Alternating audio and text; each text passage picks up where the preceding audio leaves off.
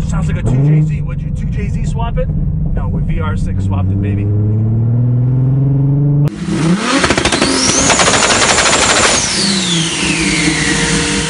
Welcome back to the channel, everyone. I'm George. Today we're going to be working on the RS3 while Stav's doing his wiring aspect on his B5. Figured I'd roll my car back in and now look at maybe upgrading the exhaust now that I can make stuff and I'm a little bit more comfortable with TIG welding, as you guys have been following along in these videos in the past 9 or 10 months.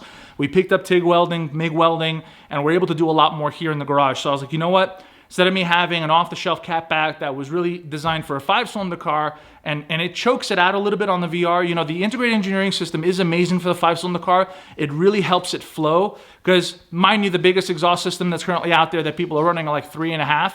So the IE system tapers to a 3-inch and it's straight. So it's 3.5-inch in the mid pipe, 3.5-inch down pipe on the old 5-cylinder setup, and then the exhaust tips towards the exit of the vehicle are 3-inch, and I'll screenshot for that. Again, amazing, it's valved, it's worked, it looks beautiful. When we had the 5-cylinder, it worked, but now with the VR, we're flowing a lot more air, and we're not even making big boost yet. The VR just is a massive motor. It flows a lot through the head, through the motor, and it just makes a lot of power. So when we do end up making power and I end up having a street exhaust system, I need something that's gonna be able to keep up. So I think a 4-inch turbo back, just like I have on my B5, just like Stav has on his 12-valve VR, is gonna be the best way to go. Now, I did buy 2 mufflers, the Flowmaster Delta Flow, which I'm gonna show you guys here in a second, and the Borla XR1, which thanks to a friend of mine in the car world, Mark, he ended up recommending the XR1 Borla. He's like, trust me, go that, you'll never regret. Ended up sending me a clip, you know, of a B5, a 2.7 with it, and I thought it sounded pretty cool. So I was like, you know what, all right, I'll take a look at it. So I ended up ordering enough flanges from Ace Race to be able to buy 2 mufflers and then put the V-band flanges on, and we'll get to that in just a minute. Currently, I'm still waiting on tight radius pie cuts to finish the rest of the exhaust system that comes out the back. So right now, both muffler systems are gonna stop just before the rear diff and the rear axle, and they're gonna have a basic turn down. So we are gonna have a little competition here, guys. I'm gonna need your recommendations and your thoughts on which muffler do you think sounds best on the 3.2 VR6. Is it the Flowmaster Delta 40 or is it the Borla? So before we go any further, let's showcase both mufflers on the table, and then I'll show you guys what it looks like underneath the car with the turn downs. And I wanna get your guys' idea what it sounds like. So we'll install the Flowmaster first, and then we'll do the Borla last, and then we'll do some comparison driving and kind of get an idea what it sounds like in free revving. I might even just start it up here with the garage door open and free rev it a little bit and see what it sounds like. But I'm really excited to see what the differences are. So again, give me your thoughts in the comments. Who do you think is gonna win? You know, either way, the Flowmaster or my old B5S4, Stav's running 1.2 on his 12-valve. It sounds pretty grisly, but I heard a lot of great things about this Borla XR1 that it really brings out whatever the motor is looking to sound like. So Flowmaster has a really good history of making its own sound with that muffler because it's chambered, you know, that old school muscle car tone. So Borla supposedly enhances whatever the motor is supposed to sound like. So I'm actually kind of curious to see what the differences are. So let's do that. Let me showcase both mufflers on the table. We'll go over the differences in size and weight, and then and also looks. And then let's install one right after the other and start revving them and see what it sounds like. So guys, welcome back to the channel. I'm George, and without further ado, this is Flowmaster versus Borla on my 3.2 liter VR6 RS3. Before you have the Flowmaster Delta 40. I'll throw, like, maybe if I can find something online, like an interior shot so you guys can see what the chamber looks like. In fact, let me see if I can grab a light real quick. Whoppa. So you see that chambered? It's a chambered muffler, whereas the Borla is straight through. They're roughly around the same size. The Borla is a little bit longer, just barely. I had to cut the ends a little bit. So the Flowmaster is a little bit more compact, however, it's a lot wider. So in the RS3 cavity, it's really tough to find a spot that would fit that, but I did manage just before the axle, but it did make the exit a little bit more difficult to kind of fine tune. So both of these are the exits here. I mean, this is flow through, so it doesn't really matter, but this is the exit, and this is the turn down that I was talking about. So I ended up making a 4-inch turn down, and I ended up using the Ace Race lipped flame. See that little lip? And the cool thing about that is so see that lip, the male on the Borla side and on the female? So it literally just lets it sit, you know, and it allows for a better, let me see if I can do this one-handed, but it allows for a better alignment and install. Yeah, that's better. So just to show you guys what it looks like. So it sits on there and then the clamp just kind of holds it in place, as opposed to using a non-lipped V-band flanger and then hoping that clamp holds this on. So I think it's better. It's a little bit more high quality. A lot of people have recommended the Ace Race stuff, so I've just been using it ever since I started to weld. I made Stav's downpipe and exhaust system out of the Ace Race stuff too. So anyway, aside from the Ace Race plugin, which by the way is not a paid sponsorship, just want to let you guys know what we use. Again, this is the Borla XR1 and this is the Flowmaster Delta 40. Again, roughly around the same size. The Borla is a tad lighter than the Flowmaster. So the Flowmaster does have a lot more weight to it. So if you guys are worried about weight, off the bat, the Borla is the lighter muffler, but it's kind of...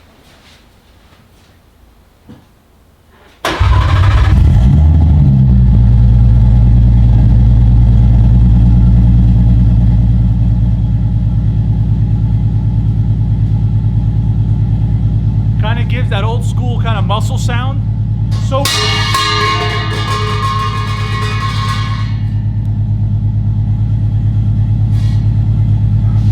Don't leave spare 4-inch tubing sitting by an open door to allow airflow.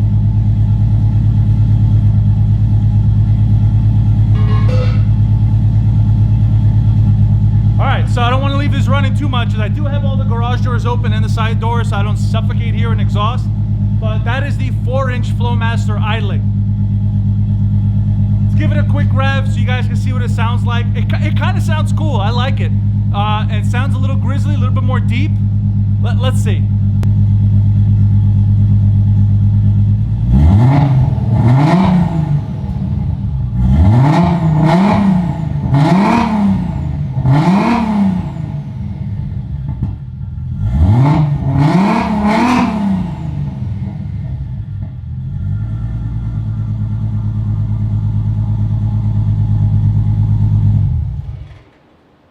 We'll let all that exhaust there kind of escape the garage, but did you hear that? It sounded so raw. It sounded good, to be honest with you. It's a great sounding system. I just think I need a little bit more, and I'm gonna show you guys what the difference is between the Flowmaster and the Borla. So let's swap out the Flowmaster. Let's get the Borla on there so you guys can hear the distinct difference of just idling, revving, and then also how it looks once it's mounted on the inside of the car. Again, the Borla has a smaller silhouette than the Flowmaster. It's a tad longer, but it's a tad a lot thinner, so it takes a lot less room up, so it's allowed to be mounted a little differently and a lot more compactly. And again, I'm still gonna make that last 3 feet of dual true 4-inch once those pie cuts come in, and I'll just finish up. But let's see what the Borla exhaust sounds like, and you guys tell me what you guys think. Flowmaster or the Borla? And you know what, we'll actually do some cruising with the Borla, since I don't want to install the Flowmaster, go for a drive and then come back. At least you guys can see what the Borla is going to sound like revving and then building a little bit of boost. Shall we? And this is the Borla muffler, again on the 4-inch downpipe, straight back. XR1 with the turn down. And again, it kind of gives me a little bit more spaces. Again, I just need that tight radius pipe cuts to come in so I can just finish this run to go all the way to the back and make the dual exit system like I have. But whew, that is the Borla system. Again, smaller silhouette, so it fits in a lot more places, but it is 4-inch, it is straight through, and you guys are gonna hear what it sounds like, and let's go for a quick drive. So you guys ready to hear what the Borla sounds like? This is the Borla 4-inch XR1 straight through muffler on my 3.2 VR6 RS3. Let me know what you guys think.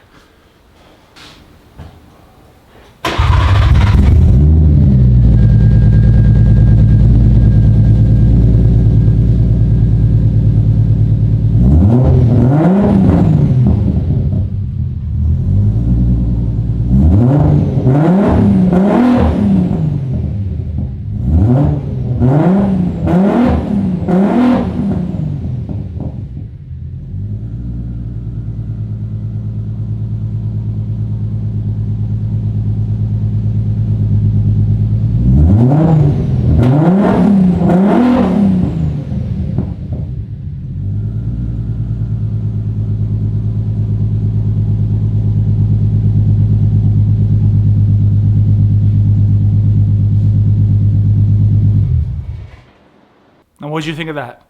Now, I heard a lot more VR come through that, a lot more rumble, Now, it wasn't louder, it wasn't quieter, it just sounded a lot more toned down in a way where it was enjoyable, you know, to listen to rev it.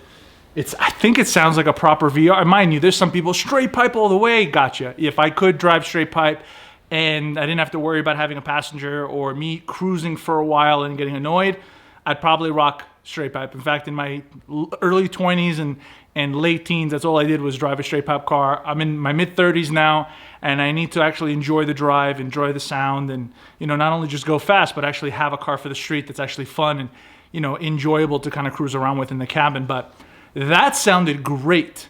Now, for a 4-inch compact muffler straight through, the Borla does an amazing job of really bringing out that VR. Now, you know, don't take my word for it. Obviously, you guys are going to have your own thoughts. And we're really limited by the type of microphone that I'm using on my Sony camera. So hopefully that comes through. Hopefully it doesn't overpower the muffler and you guys were able to hear it. But again, let me know what you guys, just from idling and revving, is it the Borla? Is it the Flowmaster? And why? Give me your thoughts in the comments below. Now, let me go clean up, as I obviously look like I've been working in the garage for the last few hours, which I have. And for those of you guys interested in welding footage for the time lapse, check towards the end of this video. I'll throw it there, so this way it doesn't take up any space in between in the middle of the video. But if you want time lapse for welding, again, stainless TIG welding on my Vulcan 205 Pro TIG from Harbor Freight, it's going to be at the end of this video. So let's throw the GoPro in the car. Let's go for a little cruise now that the sun's going down. It's a lot cooler outside, and let's hear what this car sounds like as we're cruising inside the cabin. Mind you, I think there might be a little drone just because it dumps right before the rear axle and it's underneath the car. But I think it'll be a huge difference when we make the rest of the exhaust system and actually make the dual 4-inch split that comes out the rear bumper. But I don't know, something about it just sounds really good about a 4-inch turn down coming off a 4-inch straight system off that turbo. I think cruising around will make it sound, or will sound really, really good. I'll just see how enjoyable it is in the cabin and how much sound actually resonates off the car. So let's go for a quick drive and let's see what the car sounds like. All right, so we're in the car and we're gonna go for a quick drive. I won't lie to you. So just having the turn down right behind, just before the axle, just before the rear diff, I got a little bit of drone already and I'm at like 3,000 RPM, but you hear that growl? It just sounds so much cleaner, so much nicer. There's no rasp. And I don't know if you can pick up on it. See if I can close the windows a little bit. This way you guys can really hear it. But man, this sounds good. The Borla XR1 is a straight through muffler. It's smaller, it's lighter, it's stainless steel brushed, and it's really nice. Not a paid advertisement, by the way. I bought both mufflers at retail off a Summit. I think I bought one off a Jegs and one off a Summit. I gotta forget which. You hear that? Makes the VR just come right through.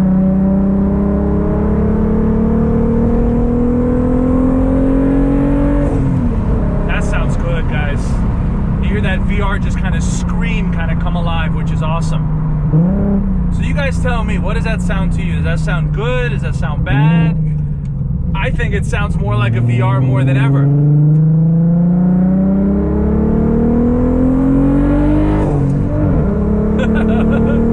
I'm not getting into much boost. Maybe like 8 or 9 pounds. Again, on the stock motor. We're 3 weeks away from getting our built motor back from the machine shop so we can assemble it, slap it in, and start making some power. But at least now we have a proper, at least in my opinion, a proper sounding system. We're gonna go somewhere. I'm gonna put the camera on the outside. We'll rev it a little bit so you guys can hear it. But man, already it sounds more like a VR. It sounds like a proper VR, and it's kind of cool. Made this here in my home garage, aside from the aftermarket muffler. I didn't make the muffler. But whoever told me, and I forgot, there was like 15 people that I was talking to about Borla, that Borla really enhances what the engine should sound like. They were right. That sounds beautiful. And I don't want to throw any shade at, you know, at Flowmaster. Flowmaster was great on my B5. You know, I still have it. When I put it back together, maybe I'll still use it, but this on the RS3, man, this just sounds too good. You guys hear that as I'm downshifting? Man, I can't wait to get back into racing with this car. It's gonna be so cool. Launching, going to the half mile with something that we built 100%, and it's our design, our car. Man, it's gonna be sick exciting. A lot of people might take it for granted. There's a lot of people that own the RS3s, at least most of them, you know, go to shops, have them, you know, fuck. When I had the RS3, the 5-cylinder, that's all I did was take it to a shop. And they may not understand, and a lot of them still don't. Try to talk to them, you know, why do it to an RS3? And they still don't understand, and it's okay. But for those of you guys that follow us, that watch our channel, you know, okay.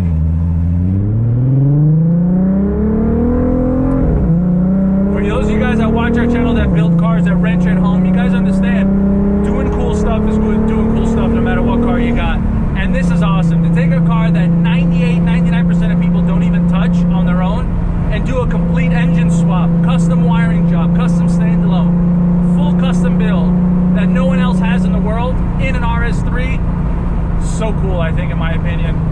And I think that's the best part of, you know, doing this kind of stuff, whether you're doing it to an RS3, to a Vet, to whatever. I mean, there's YouTubers out there, they're swapping like LS1 engines in like RX7s, or swapping RX7 engines into Corvettes. So either way, I think it's pretty cool. Listen to that.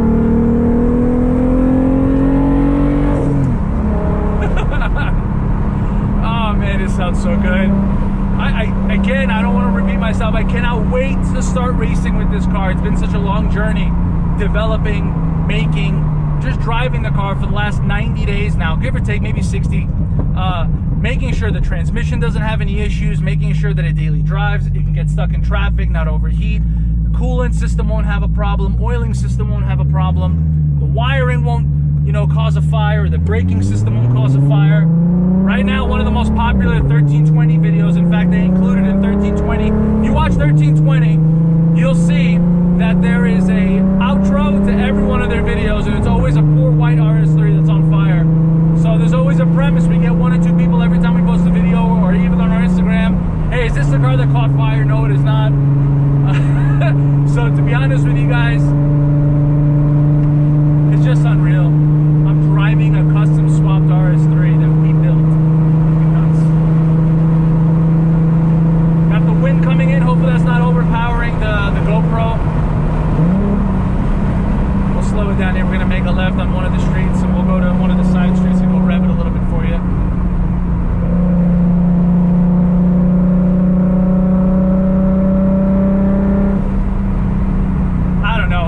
There's not a 5-cylinder in the world that sounds good in the lower RPM and the upper RPM. I'm sorry. I'm sorry. The 5-cylinder sounds amazing in wide open throttle, and that was the most enjoyable part, obviously, racing, listening to that car wide open throttle and just ripping it. But in the lower RPM, you don't get that at all. You don't get anything close to that in the 5-cylinder. It just does not sound good. Anything under 4,000 RPM, the 5-cylinder just falls on its face. And I'm sorry, guys, I'm just being honest. It sounds literally like I would say, like a lawnmower engine revving. And that's the truth, and I owned one. So I'm just being as truthful and as blunt as I can. The VR, hands down, for power and sound, just has it. Just has it. All right, I'm gonna stop here real quick. I'll do a little bit light revving so you guys can get an idea what it sounds like, and you guys tell me what you guys think, all right?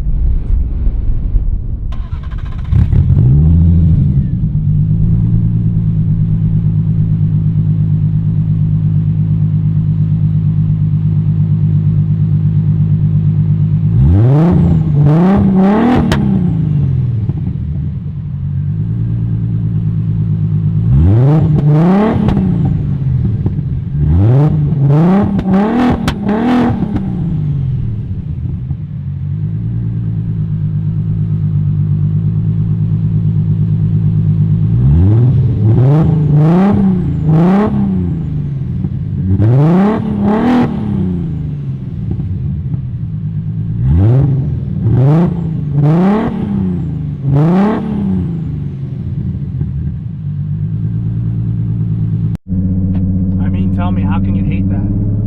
There's so many people at first, when we first started talking about even just hinting at doing this swap, man, blasphemy, you guys are just crazy. I mean, honestly, now seeing everything that we've done, can you really hate it? People doing really cool stuff with their own cars is probably one of the best things about the car community, is being able to customize it to whatever you're liking. Now, it may not go with the norm. Obviously, there's a lot of people that I introduced to this channel. A lot of you guys came here solely because what we were doing with the 5-cylinder and the fun that we were having and so on and so forth. But for the most of you guys that know us and have been following us on Instagram here, you know me and Stav just mess around with cars in general, and we like having fun. And it was inevitable that this car was going to get VR6 swapped. I mean, it just made more sense. The engine is just, what, a fraction of the cost, makes more power, more readily available, and sounds, listen to that, just sounds so amazing. I mean, how can anyone say no to VR6 swapping?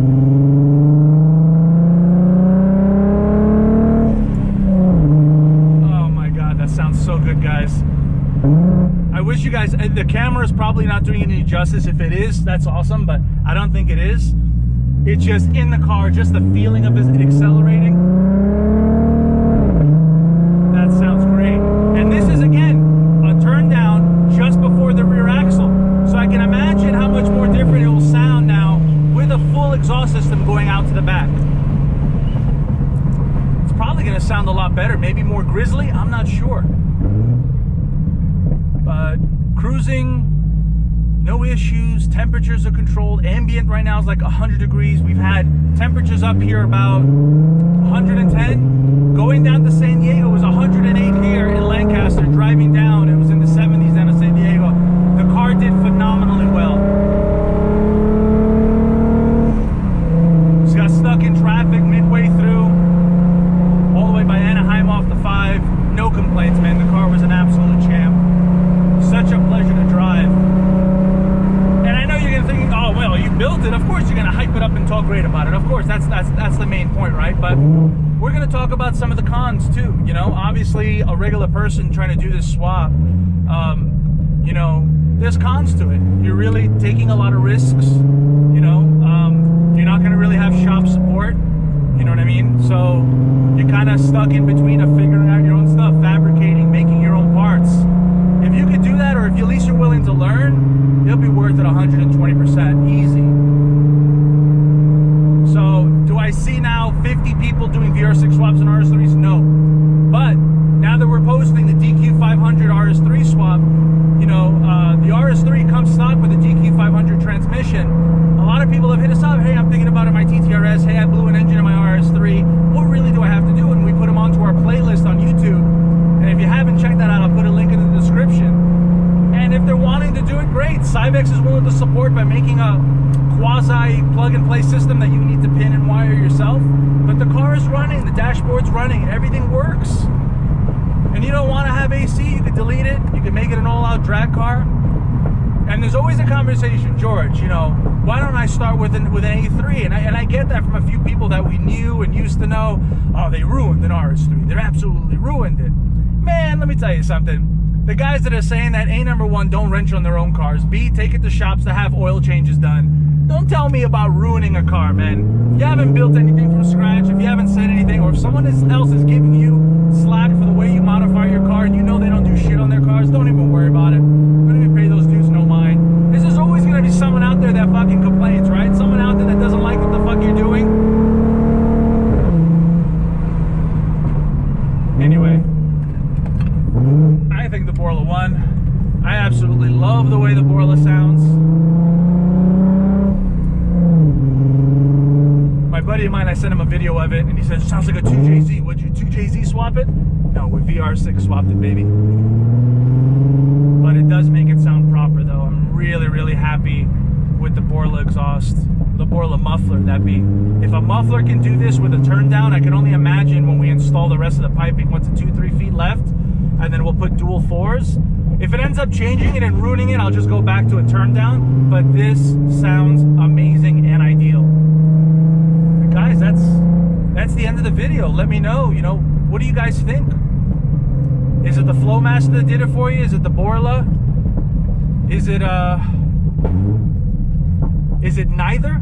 Because you're a 5-cylinder fan and you love your car sounding like a lawnmower. Which is it? What do you guys prefer? Tell me. I'd be more than open to hearing you guys' justifications in the comments below. But I don't know. In my mind, you cannot knock and say that the VR6, at least at the very least, if you don't like it, doesn't sound amazing. And it's the most aggressive and grizzly Wookiee RS3 in the world, and in my opinion, it's the best sounding RS3 out there, hands down. Hands down on a stock motor, and it sounds absolutely fucking amazing. So I'm gonna leave it at that. Let me know in the comments below what you guys think.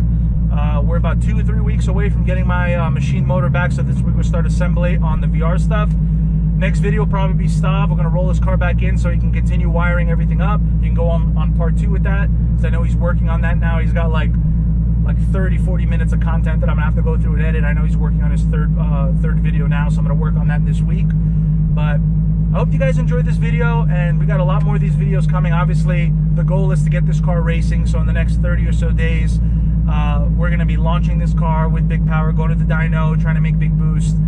We're gonna get back into it. It's gonna be really exciting, guys, and I can't even say without maybe properly expressing it how amped I am to be racing a brand new car that we built, as opposed to again, a shop built or a shop tailored car. So it's going to teach us, we're going to learn, we're going to become better builders. The electronic aspect, we're going to become better, and this might open opportunities for us to go through other chassis, right? Other cars, mess around with more higher end stuff and be able to customize it and do it here in my home garage, as opposed to relying on some, you know, social media clickbaity shop, you know, for exotics or something like that. So like I said, guys, I'm really excited about doing this stuff. I'm going to put a lot more content out there. When we get the built motor in, it's pretty much going to be like 5 videos a week as we're experimenting, trying to break shit, trying to figure shit out. So thank you guys for sticking along for the ride thus far. I'm excited about doing more stuff with you. And again, let me know what you guys think in the comments below. I'll try to answer them as best as I can. Thank you guys for supporting. I'm George. This is Malaka Motorsports. And I'll catch you guys on the next video.